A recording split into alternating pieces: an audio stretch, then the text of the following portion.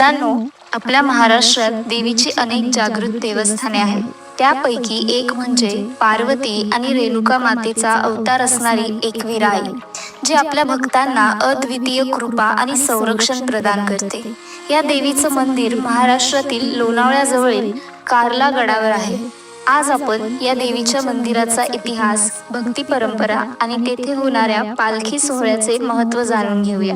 कार्ला लेणी परिसरातील श्री एकविरा देवीचे मंदिर हे प्राचीन काळापासून भक्तांचे श्रद्धास्थान राहिले आहे. हे मंदिर साधारणतः इसवी सनाच्या पहिल्या शतकात बांधले गेले आहे, ज्यामुळे त्याचे ऐतिहासिक महत्त्व अधोरेखित होते. अतिशय प्राचीन असलेले हे मंदिर पूर्वी हेमाडपंथी शैलीत होते.